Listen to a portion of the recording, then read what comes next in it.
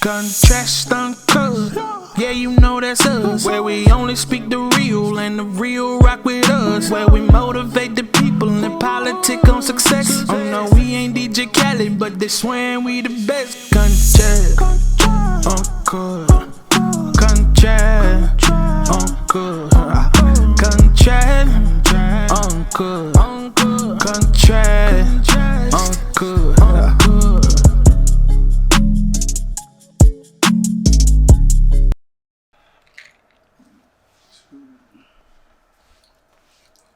What's happening? It's Contrast Uncut. It's season 4, episode 40.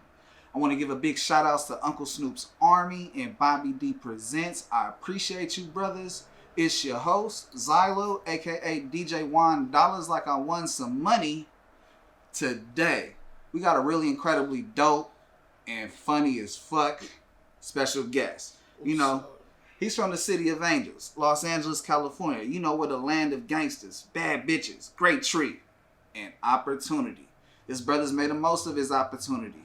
And, you know, we could go all the way back to when it starts off.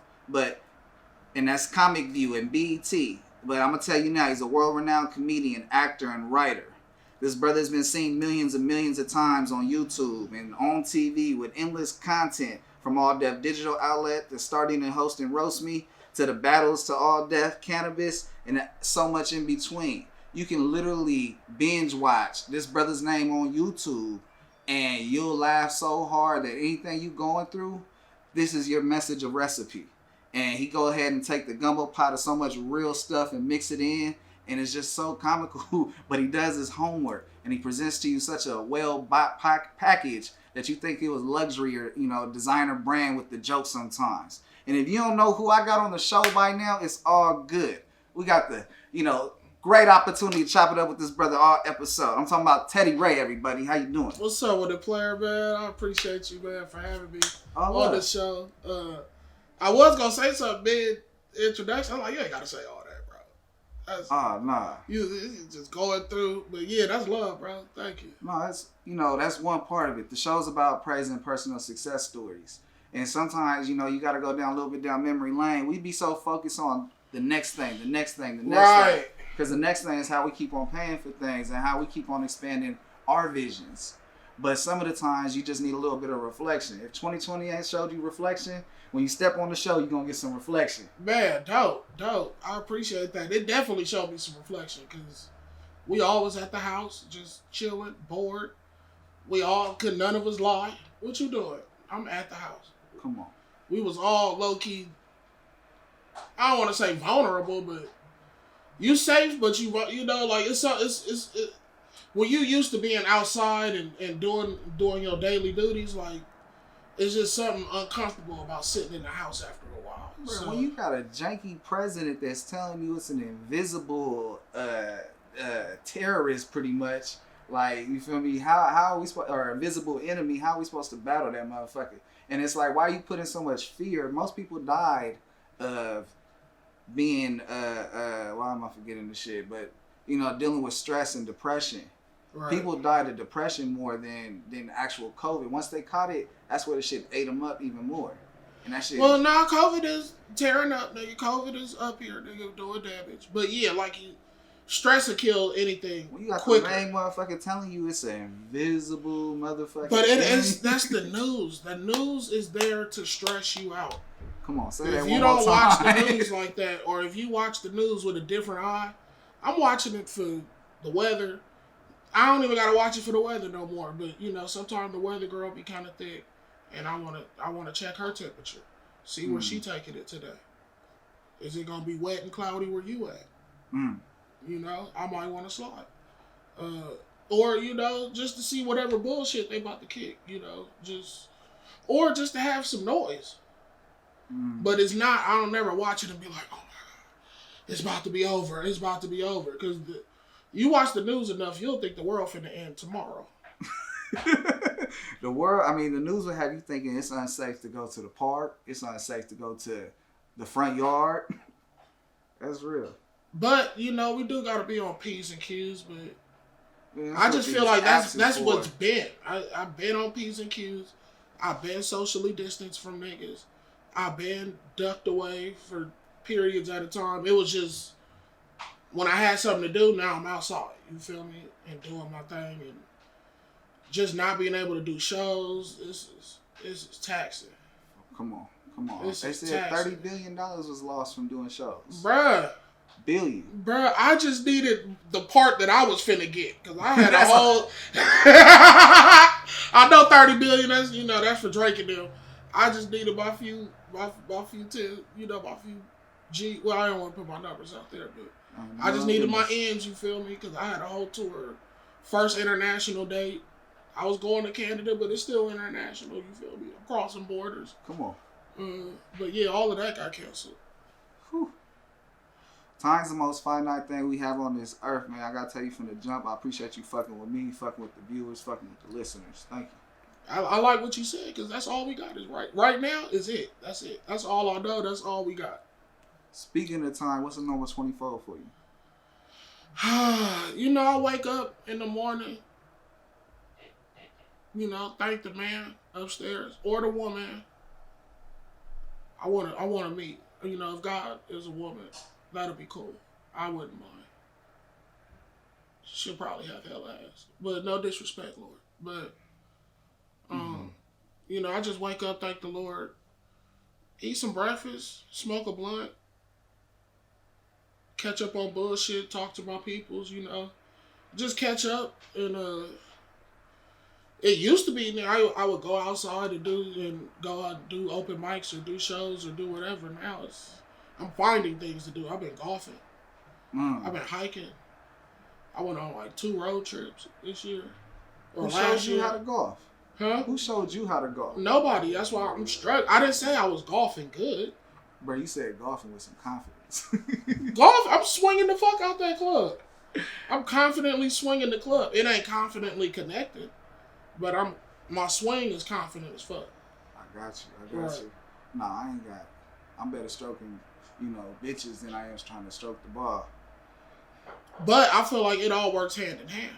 That's why Tiger Woods had so many bitches. He knew how to find that hole. Well said. Well put.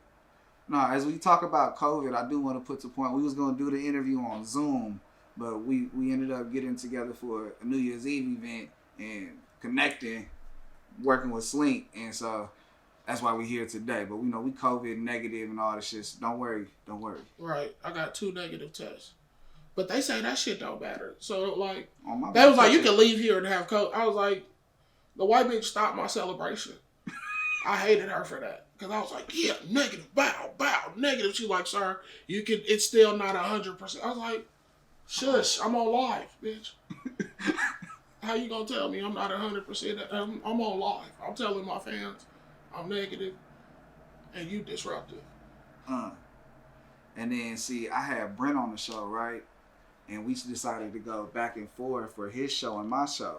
And what I learned to find out is that I was going to have to battle him in a roast me challenge pretty much just to be able to talk. And so I'm very thankful that you ain't hitting me with the shit like that. Cause I learned, the roast? Oh my gosh, hell yeah.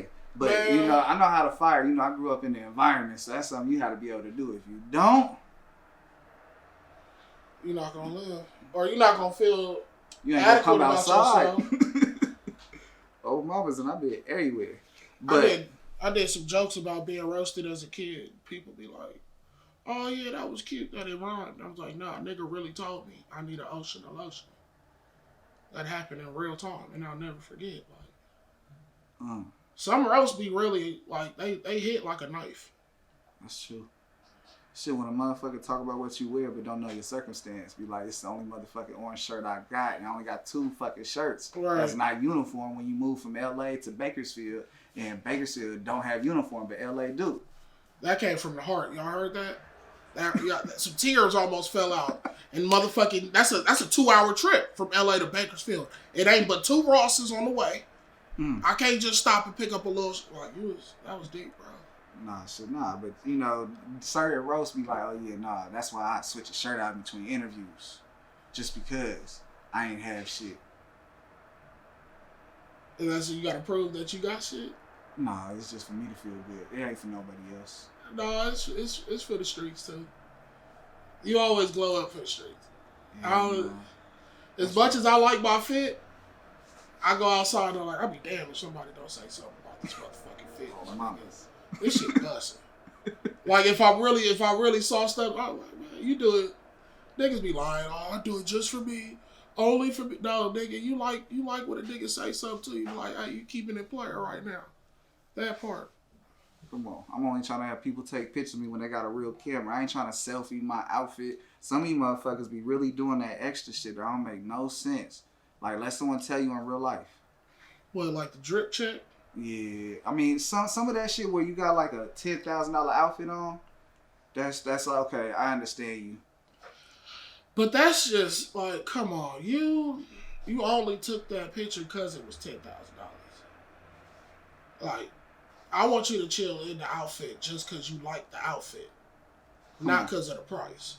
Come on. Or because of the name, you know? Like, there's a lot of shit I see that I wouldn't rock, but I not that I can't afford to rock it. It's not in my mind to spend $1,000 on some shoes. You know what I can get for $1,000? That's what I learned from having these shows in the game. Let them know you need a wardrobe. And when you interview people and shit, and then they sing you shit. I ain't bought clothes in a year. Wow. So that cookie shirt was free. Shout out to Nima Fadavi. I appreciate you. Shout Nima. out to Cookies. I need a 4X. Come on. Run them in. And a pack. I'll be spending bread with Cookies. Come on, man. Come on. Send me a little gram. Bring us back to the pandemic discount. You understand me? I was enjoying it. I went to that motherfucker thing. I'm finna spend $33 for an eighth again for some fire. Man. Thinking it's on sale. Go in there. It's like there's no sale. It was actually a pandemic discount. To keep you smoking because they know you in the house and you gonna keep buying weed. Y'all need to bring that shit back. So now you niggas is addicted. That's smart. That's smart. Go in there thinking you finna spend $30-something and walk out that motherfucker. I ain't walking out here with nothing.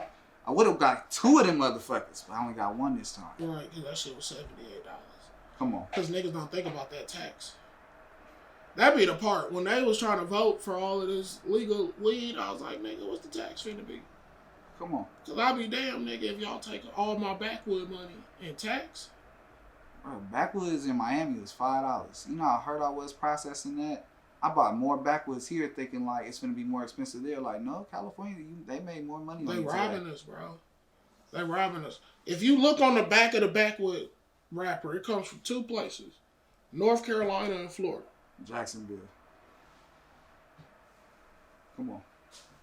It's that shit is pennies. You could find the plug down there on backwoods and get it for cheaper than that. But that's just the store price. You know what I'm saying? Like, I don't know. Man, you talking about packaging, mailing stuff. Man, I got this quote. You know, let me know how this let me know how this quote relates to you. Or if it doesn't, the ideas I want you to talk about it. You ready? One day your life will flash before your eyes. Make sure it's worth watching. Jared Way. Yeah.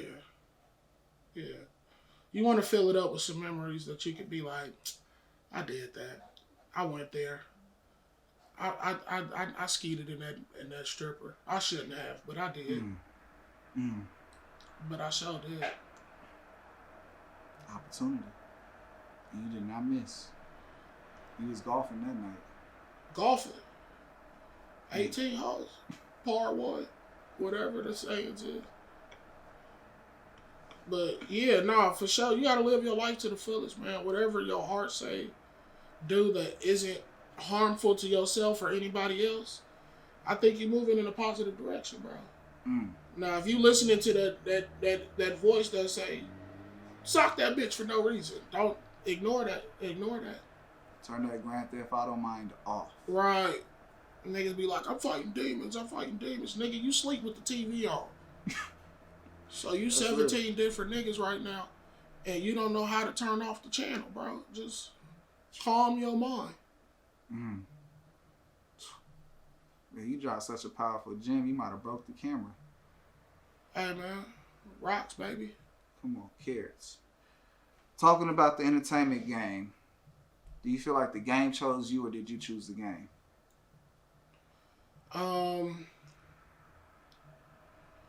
a little bit of both.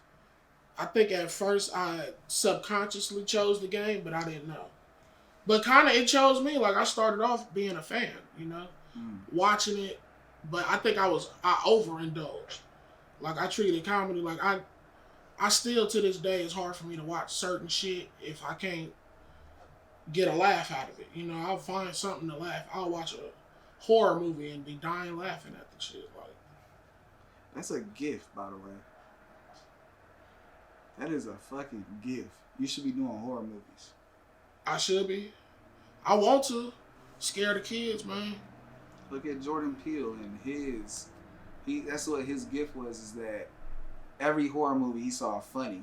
And so he was able to put a whole horror movie that was fucking crazy, but it stuck to you, scared you, but he made sure that shit was funny as fuck to him. Right. Like that whole Get Out with the eyes, that shit is hilarious. Like, and that fact that nigga ran up full speed and busted a left, like, all of that shit is comedy. So yeah, I feel it. I'm gonna tap into my horror mind. I'm gonna watch some horror movies. Come on. Some Rob Zombie flicks. Man, remake of What Lies Beneath. Right. What was your confirmation that entertainment and comedy is what you're supposed to do with your life? My first open mic when I bombed, but I wanted to go back and get on stage. Like they booed you off the stage? Hell no. But you felt like you didn't connect. I forgot half my jokes, and I didn't know as a rookie comic you could take your little notepad on stage. Ain't nobody. But I'm thinking you got to come up full Steve Harvey mode, suit, ready, full show. I'm only doing 3 minutes. 3 minutes. That's not a lot of time. But when you new, that shit feels like an hour. So it was just. I got through the first joke, and then I just forgot the rest of the shit. So I just got off the stage. I was just like, all right, y'all. I just took my defeat. I was just like, I lost. Like, but I'm gonna come back and finish my time. So. That's real dope because that put the chip on your shoulder where you can freestyle anything. If someone said, tell me something funny, you could be a heckler or you can really talk about something in the surroundings. Right. And boom. It's it's like a real freestyle artist. Hey, I mean, it's I think if you live life like life is art, then your art just becomes more lifelike to the people, like everything right now to me is a piece of art, or like in some frame of like this is where it's supposed to be. Like it's perfectly imperfect. Whatever's fucked up, keep it. All of that shit just. And I guess that's just how my comedy just came out. Like, cause I didn't know how to write a joke. I didn't know how to do none of this shit. I wrote some shit down and I went and Googled the open mic and I ain't turned back since. That's self-taught experience. That's before YouTube? I started comedy in 2010. So YouTube was out. It was right around. It was a couple. Russell Peters had a lot of videos out. Dan Cook. Lil Duval. A couple people, was just on YouTube, MySpace eras, but it wasn't like heavily with all the comics that's in the comic game. No. A lot of comics were asleep on YouTube in 2010. How did you turn that energy? Except for Joe Rogan. He was like the first nigga with a podcast. Facts. He got some old shit with the old webcam girl cameras, the ones that's on top of the he big booty Spotify show videos. That's pimping. He got that 100 mil, man. Salute to that man. We learning, brother. We learning. But how were you able to transfer that energy, that chip on your shoulder, into what you wanted to reach to the audience? I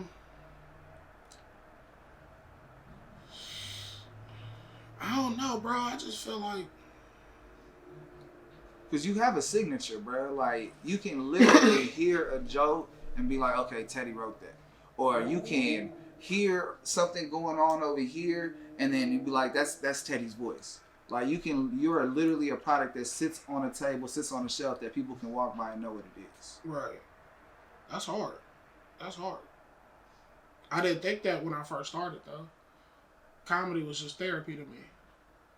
Now I'm starting to realize I'm a brand. Like sometimes I be having to be quiet certain places, nigga, like with the mask on. I say one thing in certain places, like if I'm going to any like hood smoke shop, gas station or something, Teddy, that's you. Like I'm the only nigga built like me. I mean, there's a couple niggas built like me, but when you put it all together with the gingerly voice and the LA hat, I can't wear no disguises. So I think that's probably the biggest part of the brand. Just me, you want some guacamole and chips? I ain't gonna turn it. Okay, for sure. Smacking. For sure. I ain't trying to have people watch how I eat right now. I'm trying to focus on. Cause you got a beard too, and that shit is like a food catcher. Bruh. So, and I ain't got my wife to talk. Well, no. I mean, she talk hella shit. Be like, why you eat like that? Why you got shit in your beard? Be like, I can't see that shit. I can't look down and see that shit. Like, tell me. That's all you gotta do is tell me. That's why I'm glad I'm not beard gang yet. I got my little shit just so ladies know I'm a grown ass man. But all of this shit, like, you know, I'm not ready to just be dealing with that every day. Just putting on sweaters, that shit get caught in my beard, nigga. Like putting on chains, that shit stuck in my ears. Bro, that shit the worst when you move and that shit get caught in it. Right. I'm cool. I don't have little bald spots and shit. But I'm ready for it though too at the same time. It's work, bro. This shit's 4 years in the making. How'd you make it? Eating ass? Nah, hell no. A lot of ass. Nah, I was trying to work a job and they said you gotta cut your shit to be the manager. And I was like, oh yeah, I cut it. And I became the manager and they made them a whole bunch of money and never cut it. That shit was just... So this your money beard? Yeah, that was, something I realized that, now that's when people see me, they recognize the beard. Under lights, you feel me? I don't know if y'all see this, but it'd be red, blonde, black, brown. Oh, yeah. Okay, I see it. Yeah, you look hella different races all combined into one. Yeah, so that's how I sell my look, Right. We in LA, Hollywood, that's how this shit go. When you in certain areas, you tell niggas you one thing. When you sometimes you Armenian when you in Glendale. Nah. No. Nah. I do got some Armenian partners, but nah, I don't be doing that. You don't put on your motherfucking... I do be saying, what is it? Gucci belt and be like, my friend. Nah, but I do that. I do that with the amigos. I do that shit with the 7-Eleven clerks. Buddy, my buddy. Yeah, buddy, friend, pal. How you doing? How's the kids? Give me a backwood. Yeah, don't charge me what the fuck you scanning either. Right. I like the one nigga that you could give him $1 less and he fuck with you. On everything. I'm gonna come back to and expect the same discount. Right. You already fucked up. I feel it's always someone that invests in or puts the idea in someone's mind that they can reach or attain the goals or their dreams that they want to get to. Who do we owe to thank you for investing in the Teddy Ray's dreams? Man, they say it take a village. Facts. So I had a pretty interesting life, but along the way, I've had my villages. Shout out to my mom and my pops. You feel me? My aunt Jackie, really helped nurture my spirit. My mom and papa, my grandparents. I feel like I get my spirit from my grandparents, and then I get my tough shit from my mom and my stepdad and my dad. Like, so it's like a balance. Like, I don't want to beat your ass, but I can. I really don't want to, but I will if I have to. Type shit, Not you. I'm just hypothetical ass with this. I'm already knowing, bro. People don't be understanding until you push a button that, okay, you pushed the wrong button. Right, and they think everything just shits and giggles. Like, nah, bro, like, nah. And I'm pretty liberal on a lot of shit. Like, bro, live your life. If you want to just do heroin in that corner in the quiet, nigga, and it don't bother me, do that shit. Maybe tripping, not here. Take it outside. Yeah, when you tripping, go outside. Right. You start nodding off, nigga, in my kitchen. Come on. About to beat your ass. Yeah, see, growing up in LA specifically, you know, there's no buses that like in Bakersfield that give you the school transportation. Out here, you gotta ride the metro, get everywhere. So when you getting on a bus at 6 o'clock in the morning to ride that motherfucker for an hour, you seeing knocks on that motherfucker, nodding off, busting their head on the rail, falling over. Like, that's just something. Talk about it, because they've been riding the bus all night, nigga. They woke up to get back on the bus to go to sleep just to get. I've seen it, bro, because I've worked overnight. I done did all kind of shit, so I seen to get there. Like, that shit is blessings, nigga. I'm thankful for every time I have a bed to lay my head on, a couch to sit my ass on. You feel me? Speak on it. Extra thankful, because I know things turn. It ain't the same for everybody, you know? Come on. I wanted to make sure we spent some time on the importance of perfecting your craft, putting in the hour after hour after hour of work and practice. You know, ain't no one in there shooting in the gym but you. And a lot of people don't understand that you put 10,000 hours in to be an outlier to do what you do. You master your work ethic. Right. You came from, you know, like, man, as you told me on here, you came from pretty much getting, you know, a bomb to you'll blow up. Right. But I think, you know, a lot of people, some people, they story starts with they killed it their first time. And that's what kept them going. Or they got a lot of money or won a prize. If they wouldn't have won that prize, they wouldn't have kept going. Like, whatever was the percenters. Like, it's not the rest of the 95%. Right. Dreams don't come, the only thing come overnight is sleep. Right. So I'm saying whatever it is that hooks you, lean on that and remember that's your reason for your purpose. You know what I'm saying? So, and as long as you keep that forward, keep God in your life, bro, and do right, nigga, it ain't that hard. You ain't got, I mean, and I'm not saying be holy or no weird, you know, live your life, but just don't be a bully, nigga, like, because niggas like me beat up bullies.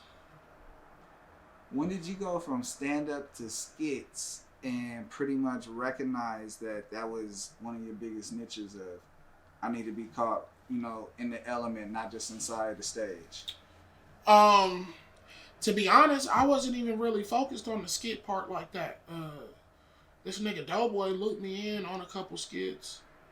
And James Davis looped me in on his thing, but I was more focused on the stage, but I knew eventually this was a part of it. So I was just, it was at a time in my life where every day I would link up with James Davis and his director, Marty. And we would just try to come up with shit. That was my job for like 8 months. I didn't make no money. I caught the bus, 212, all the way to motherfucking Ladera, to my nigga Marty house, and we would post up, smoke, put whatever 10 on the weed, you know. Struggle days, but it was after I would leave there, I would go do my open mic shit. Cause I had to tell my mom I was working all day with people, and I was like, I better be treating shit like it's a job if I wanted it to be my job. So that's how I just approached the day. Like, I would leave my house in the morning, like, do dirty a motherfucking baby boy. I leave early and come late, like I've been doing something. Like, that's how I was living, like. But I would really try to be doing something, you feel me? Like, sometimes I'll be high as a bitch, don't do shit for some hours, but that's a part of the process. That's the growth, you feel me? The bus will teach you to the plug, and then now you the plug on the bus. I had a girl when I was living out here, and she worked at UCLA. So, and her mom didn't like we stayed at her mom's spot. Her mom did not like the fact that I would want to stay there because I didn't have a job. I'm over here trying to fuck with some shit. I mess with these people. I'm going to make some shit work. Right. So I get on the bus and ride to UCLA, and then from UCLA, I'm going anywhere. And I be gone like I had a real job. But all I did was develop relationships and work with hella people. So when these days come, like, you know, as these past years have really hit me where I've been able to catapult and transition, it's really made sense to, man, that shit did make sense. Everything is everything, bro. You go places, you do shit, it all just brings you back to that one thing that you think, you know, that it all, it's like all of this built up to this. All you got to do is just a brick at a time. Even if you don't know where to place the brick just yet, just throw that motherfucker down. Throw something down. Try something. Don't just... This is 6 months into working. If y'all really want to know, I'm just going to throw it out there. You just don't know. You just don't read your DMs like that. But I would try to get you on the show for like 6 months. And like for real? I swear, since like season 2. Because you said like season 4, episode 40. I was like, damn, nigga. Like, yeah. This nigga been working. But yeah. And it wasn't like I wasn't looking for your DM or no shit like that. I'm pretty sure it's flooded. And you be on the other side. Like, if you don't, everybody know Instagram. They don't follow your ass. You in the request box. Oh, yeah. They don't see it right if away. If it say 99 plus, I probably won't open it. Unless I posted something that I'm looking, you know. I got a show who want to get tickets, DM me. Then I'm looking through to see who fucking with it. But other than that, I'm like... Come on. But sometimes I will scroll through and reply to shit for months later. Like, oh, that's what's up. That's love. Thank you. And they be like, oh, this nigga really responded. Like, that shit be hard too, though. It is. I ain't gonna lie. Bro, I got partners I text message and motherfuckers won't text me back for a month just because that's how busy they are. But they be like, look, I got 1,000 text messages. No, you don't. Show me. And then they do. Niggas don't know how quick the phone be jumping, bro. Like, I ain't got no house phone no more. You got a house phone? No. So you got You ain't heard shit ring this whole episode. Nah, just the shit in the background. You got some old typewriters and some well, not a typewriter, a little old camera, but ain't no rotary phones in here. You feel me? So that means everybody got to get through the same line. Family, business, you can have 2 lines, but it's the same shit. Yeah, I'm about to give me another phone though, for sure. I need that. Because I got to separate it. Motherfucker be ringing, be like, I want to not answer sometimes this. it's different stressors too. Like, some of my family gonna be in the other phone. Energy. Come on, bro. That's how fucked up. Nah, bro, but it's important to protect your energy. Right. And a lot of people don't understand that if you allow certain energy to keep on getting at you, if you ain't the fucking problem solver and make a solution, then you're gonna be a part of the problem for people. And sometimes you bring your problems to my problems, and we ain't able to come to a conclusion the last time you had a problem, then I don't think I'm the best resolution to what you got going. Right. I don't need to hear that shit. I love you. But I don't need to hear all that shit all the time. Like, bro, that's where you got this and this and this setup, but you don't want to hear me say that. But people will come to you for every single problem they have. My shoes ain't tied. You ain't my son. Like, I'm bad. I feel like I just learned how to ask for help, and I'm getting better. But that's the streets, bruh. Motherfuckers like to get over. So you be leery on who you cross with. It's like, all right, you gotta go through a hoop and a loop before I understand. Right. But they be doing it to us too. And it's be like, oh, okay. But auras kick in, energy's real, and shit, how you feel from this to this is really what creates everything. That puts the space in the air that where it could either work or it don't. Right. As I know we've been off track, but I do want to get back on track. What has been your most rewarding moment so far in the game? I think seeing my mama bang on niggas backstage at Wildin' Out for t-shirts and shit.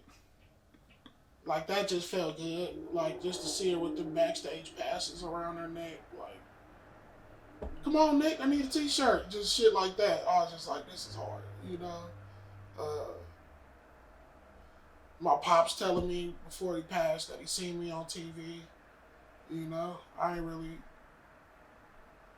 had a closest relationship with my pops, but I always had love for him. And we always found a way to communicate and get back in touch with each other. But, like, just hearing them say that was hard. Yeah, just family showing love and being proud, really. And people saying, like, yep, that's you. That'd be the biggest shit. Like, you been that way forever. Like, you know.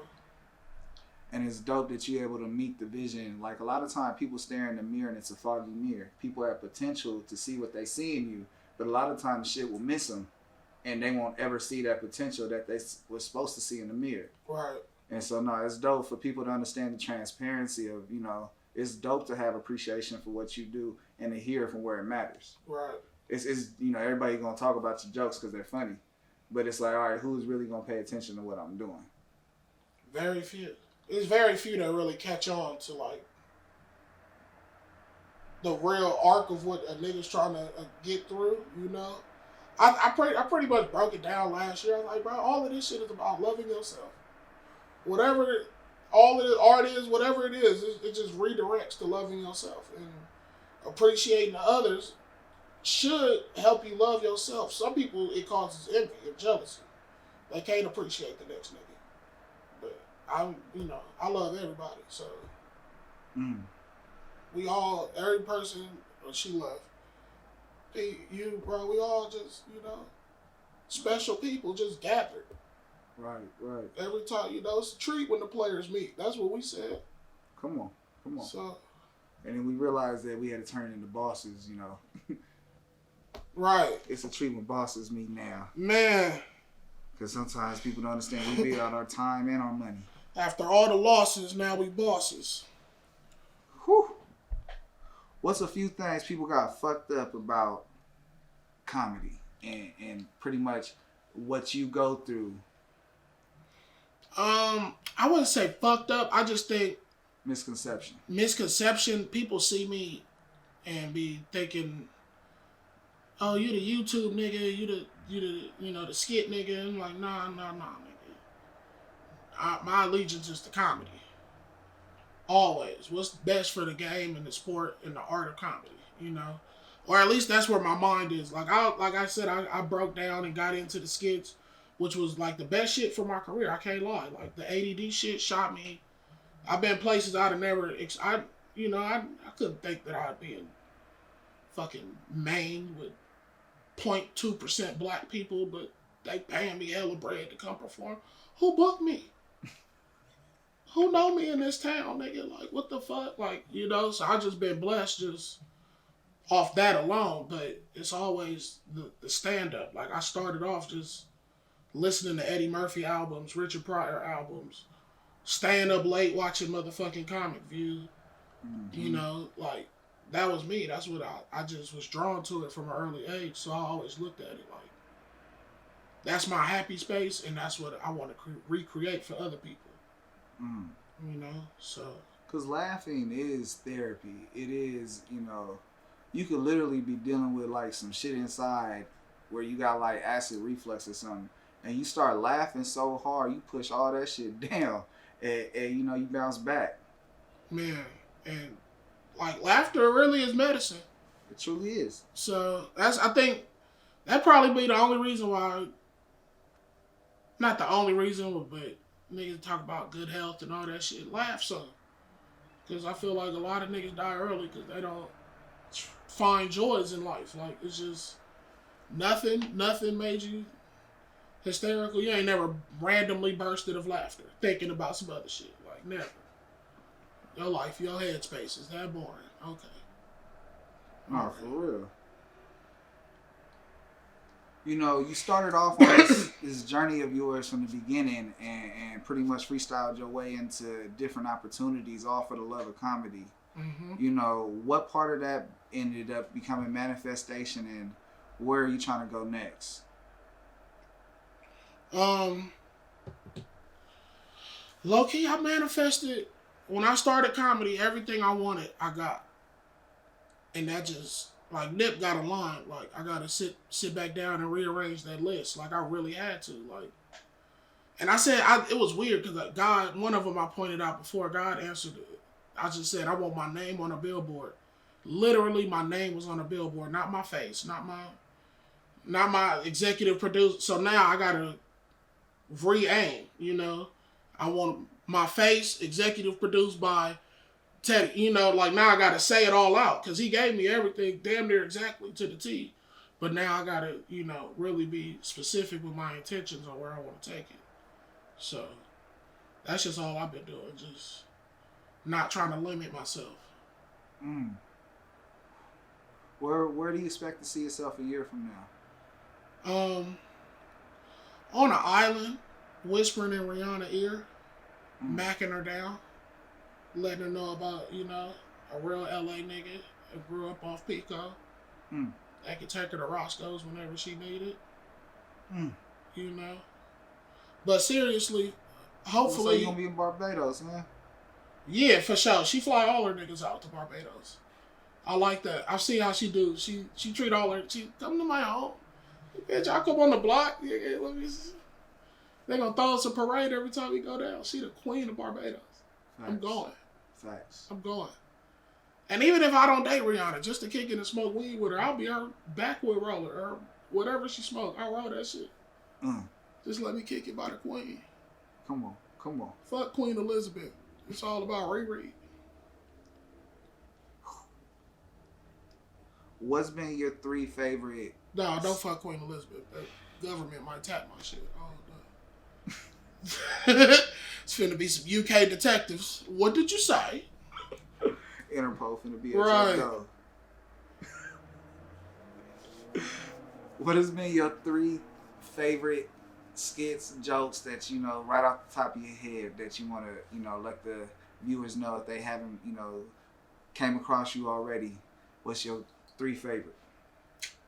I think off the top,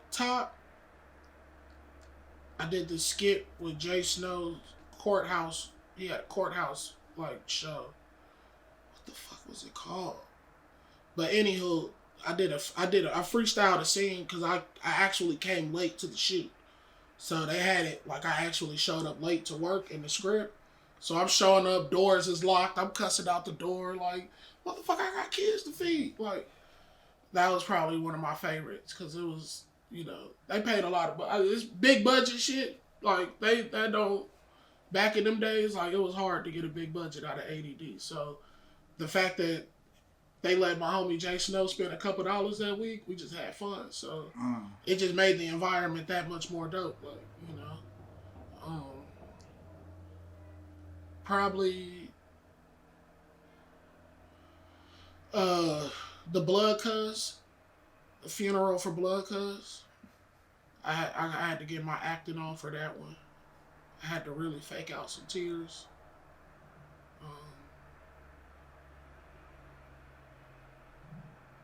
And I would think people would tell me, just because they tell me in real life, that they like my Melodies from Heaven joke. You know? So that's like, you know, that's real. I was really in the choir. You know, I would really be irritated if our part was weak. Like, come on, man. We could get a better part than this. Like, I remember thinking like that back in the day. So, and I wrote that joke on stage. Like, it was... I remember where I was at. I was at the J Spot when I just blurted it out, and it just hit. And I was just like, okay. And then I did it on All Death Comedy Live, and retired it there. Now people be asking me to do it like it's a song. Like, do the joke, do the. I'm like, no. I'm gonna put a pause on the entertainment questions. I got 2 segments. One, my awareness segment. Okay. And my awareness segment is, you know, shit, we grew up in the hood. You already know how it goes. The red and blue lights hit. The high beam hits the back of your neck. We hearing the blurp sound. We getting pulled over. Right. I asked every guest of mine when was the last time they were pulled over and what's some advice they can give in the situation to maneuver.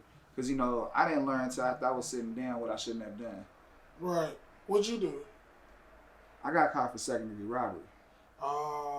Shit. I'd really just be a happy citizen, bro. I done did a couple shits, but no, that was I was 17, and yeah, I ain't gonna go. But I'm just saying. The main thing is that there's a lot of people moving around, and there's not enough OGs out there explaining. Like, man, you need, you know, there's some insight what you're supposed to do. You know, look at eye-to-eye contact, hand on the steering wheel, roll down your windows if it's nighttime. I mean, roll down your windows, but turn on the light if it's nighttime, so they can see in your shit. You know, the whole idea of getting pulled over, as I've learned, is to go through it as quickly as possible. Right. The quicker y'all can say, okay, good night. Woo, thank you. Exactly. Because if we having too long of a conversation, I'm really finna shit on myself. Like, this ain't fun. I remember the homie, we wasn't even driving. We was in Culver City, smoking in the car, chilling, and they made the homie get out the car and sit on the pavement, do all kind of shit. And then the cop, I'm sitting on the driver's side, the other cop just sitting by my window, asking me all kind of questions. I'm telling him like, yo, man, we got ADD, it's across the street, da-da-da-da-da. And I'm like, man, fuck all that, nigga. We got to figure out why y'all got so much weed in the car. These neighbors been complaining. We like, weed is legal. We thought if the car is off, my cousin talked about, he went to college and shit. Brett, he a nigga, but he... Flip that light on. Right, he flipped that light on. Excuse me, sorry. My keys were not in the ignition. And the laws that pertain to this is my property. DUI, this is my property. He started using them kind of words. And I was just sitting there just like, when can I relight this blunt, man? Oh, you talk about Culver City. Man, they grimy too out there, but I think they knew once he said that, once my keys not in the ignition, and it's private property, but I guess because the neighbors, we blowing right in front of people's houses because we around the corner. Because we don't want to blow in front of ADD because we don't want to blow ADD spot up. So we on a residential. But any street regular. You park on in the hood, nigga, you can blow smoke anything. You can smoke crack in your car in the hood. Nobody's going to tell you a damn thing. But, to each his own. To each his own. But stop bothering niggas when you see them doing just regular shit that you wouldn't bother nobody else for. This is a PSA. Come on. Please. If you see a nigga planting a tree, don't go up to that. Who authorized you to plant that? Let that nigga plant that tree. Come on, that's oxygen. Right, but white people really sit up and I don't know who gave you the authority. I don't know who gave you the authority to come talk to me right now, man. Come on.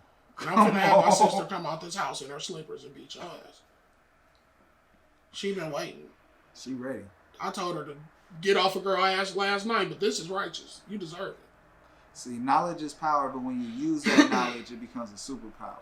Right. And there's no greater time to use a superpower against punk-ass police or, a hating-ass person that wants to come out there and stop your progress and what you're trying to do good for the community.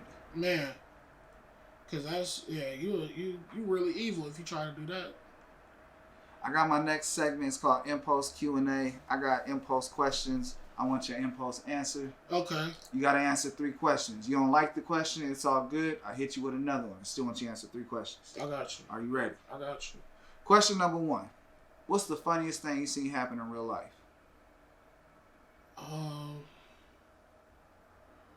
Shit. Like I said, bro, I be laughing. I be laughing hard, bro. I can't even think right now. The funniest thing, shit. What something sticks out? I don't know. I want to say I just fell through a milk crate getting on stage, like last month. Foot slipped through the whole milk crate, fell through the mud. I had to get help to get on stage. It was terrible. You had a rod wave? Yes. I had a rod wave and the stage was rocky because the grass was hella wet. Like, we should have had this inside somewhere, but it's COVID, so we got to be outside. So we outside. It's like 40 degrees. It's been raining and shit. See, bro, it'd be hella funny to talk about it when, like, someone else fall and we could see it, but when the person you interviewing talking about when they fell and it was hella funny to them, I'm trying not to laugh. Bro, that shit was funny to me. I just had to, like, get it out. Like, I had to point it out to the audience. Like, y'all see this bullshit. These motherfuckers got ghetto ass shit, niggas. Crates and shit. My leg broke. Like, what the fuck? We don't get paid enough for this. Like, and then they had, like, 2 barbecue pits to try to, like, warm up the crowd. And I was like, this shit, y'all pour some water on this shit. I feel like brisket up here. Y'all niggas I'm just up here getting smoked, nigga. Like, my leg fractured, nigga. Like, what the fuck? Gosh. Question number 2. What's one thing you love, but you wish you hated? I don't know if I wish I hate Molly. I think I had too much fun on Molly. That's why I can't do it no more. Because I would really just get topless just out of nowhere. You be Terry Crews and did in White Girls? I don't know about all that, but, And it's in proper settings, you know. Bitches is there. They like, I'm taking Molly to the Rick net. Ross watching motherfucking TV or nothing. Hell no. No. Hell no. I'm not Rick Ross. No, hell no. Don't say that. I'm not that man. I'll take your own pill, man. Yes, let me see you. I'm gonna film you. Take a picture with it on your tongue. You're not finna Cosby me. Gosh, I went down the wrong street. Question number 3. Good Lord.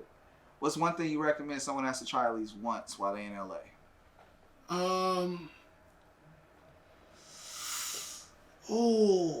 Out of all the things in LA, if you had to pick one, I'd say Lamert Park. Just go to Lamert on a Sunday. See that drum circle, see that African market, see them, you know. It feels, it's like, it's the closest thing to Wakanda in LA. Is at Lamert. So, hey, you get around the corner, get you Taco Bell, get you some weed. You know, it's everything you need is in Lamert. Yeah, it's a hub. Yeah, for sure.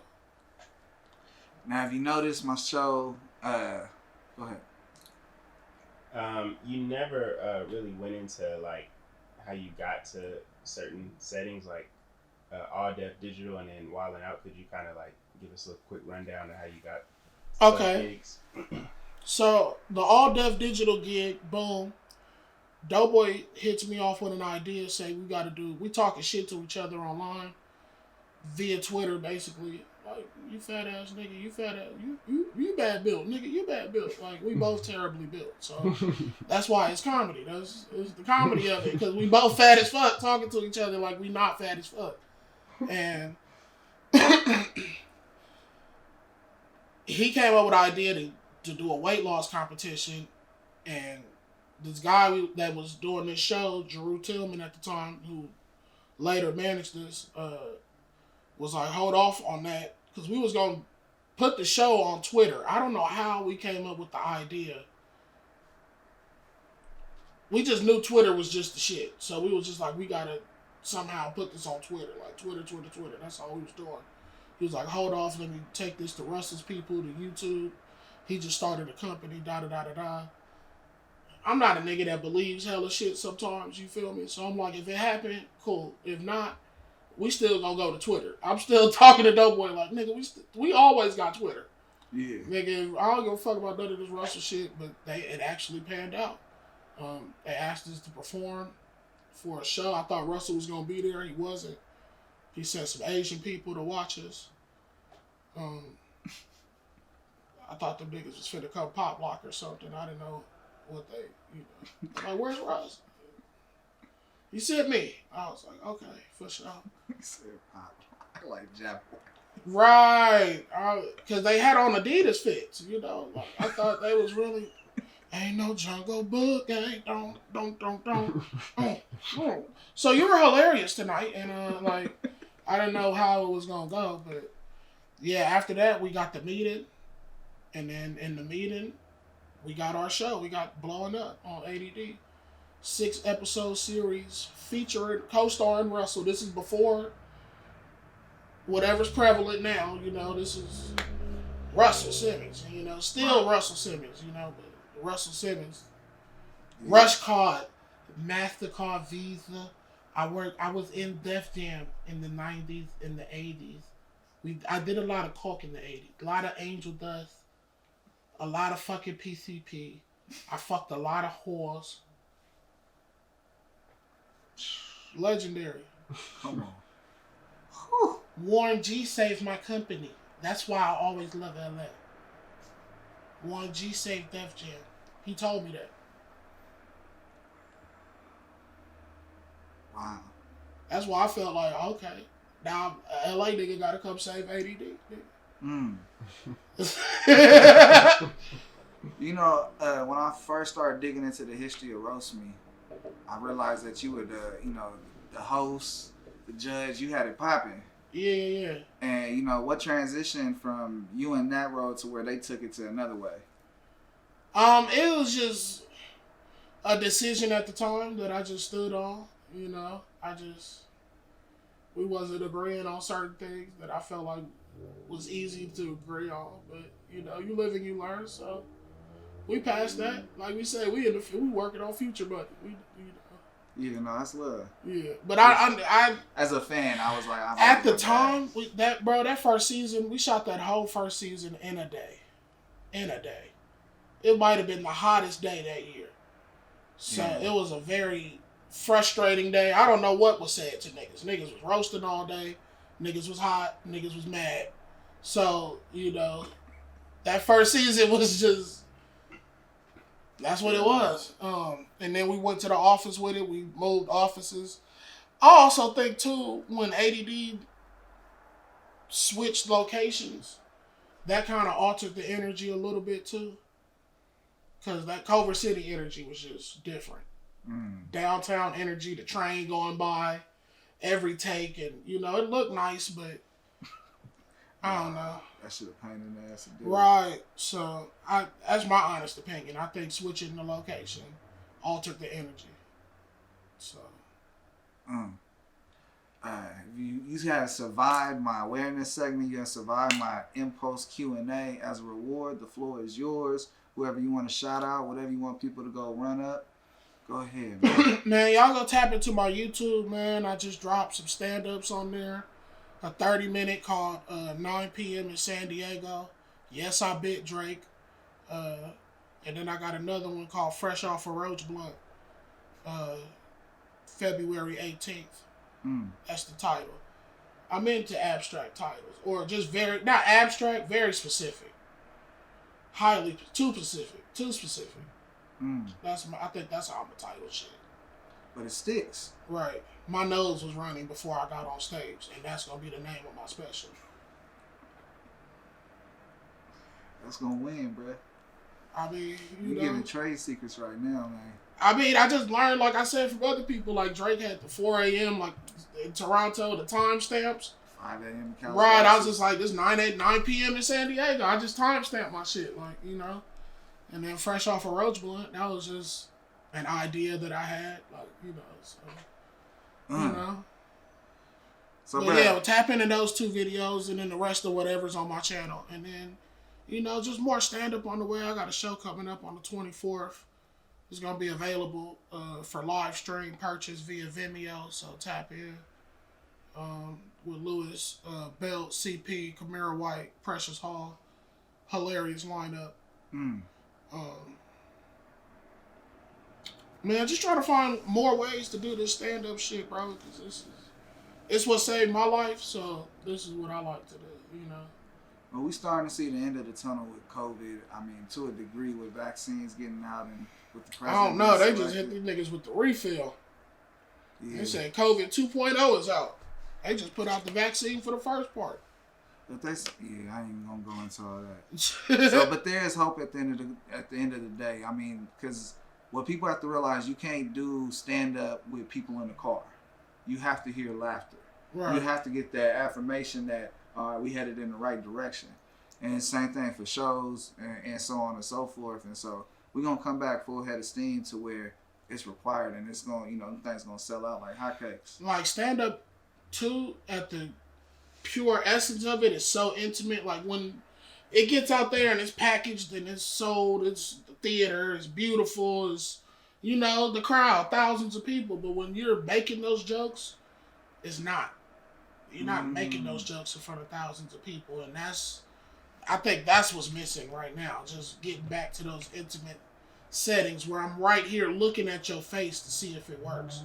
Looking at you and your reaction, your body language. If the whole crowd is like this, I probably need to switch up my flow. Or if they talking, distracted, maybe I need to raise my voice. Cuff the mic. You know, just different shit. Just you know, different little things that you gotta learn, but you gotta learn them on stage. It's shit niggas can't teach you like that. They can help guide you on a joke or two, or, you know, maybe they can write your whole set. Who knows? But it's just certain shit that you gotta recognize when to transition, right? When to keep on going into the same shit, and especially I done hosted Hood Room, so that's really what taught me awareness. I gotta shout them out too. The Family Room. I used to host there off Main and El Segundo for a year. Really, in total for like 4 years, but we split it up in like 2 different times. So we was there for a year and a half this last run, and then we had a 3-year run our first time. So, and I feel like that club made me as strong as I was, or as I thought, or as I think I am, or thought I was, or whatever the fuck. That was the development, man. Yeah, but that was for sure my boxing gym.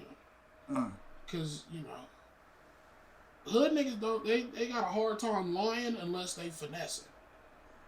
But if they really on some entertainment shit, it ain't no finesse, nigga. You really gotta be funny, nigga. You can't finesse a laughter out of a nigga. I mean, you can, sing your song or do your dance, and that might get them going for a little bit. But if you ain't got no joke or something rooted that's gonna hit them and they gonna think about the next week, you can embarrass yourself for so long, and to a point where you actually got to do something. Man. So, bro, if you notice my show is different, it's unique. They got segments over there. So I'm like, all right, I got to do segments, but I don't do segments like them. And I'm like, how do I keep that same energy and close out? The viewers knows it's coming. I'm going to hit you with it. You got any questions for me? Shit. Yeah. Where the weed at? Man, it's over there. In Okay. Cookies bag. Shout out to Cookies. Okay, that was my only question for real. I ain't had no other. Yeah. It's medical purposes, you understand me? For personal too, nigga. I ain't sick. I just like getting high, nigga. Nah, I smoked the coke. Life is fucked up. Right. Now, I gotta close out, see? 3, 2, 1. Alright. It's Contrast Uncut. It's season 4, episode 40. I want to give a big shout out to Uncle Snoop's Army and Bobby D Presents. I appreciate you, brothers. I wouldn't be able to do incredibly dope shit like interview Teddy Ray, and this brother let these diamonds fly like he had a 50-round drum of just gems hitting everybody. He was dropping them left and right. And I appreciate you, bro, coming on the show, being transparent, and allowing people to understand the journey it takes to see success, and it's not over. You still hungry and humble. The road to success is always under construction. This nigga, the Tesla nigga, Elon Musk, just became the richest man in the world.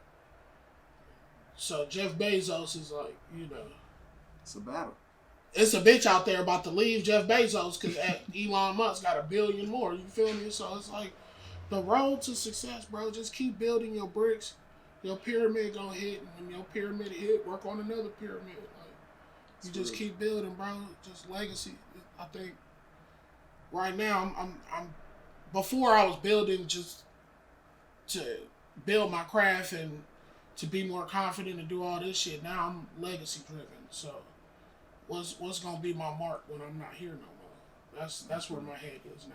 It ain't. I'm still living in the now, still living for now, but I keep looking at the future. Like, what is it?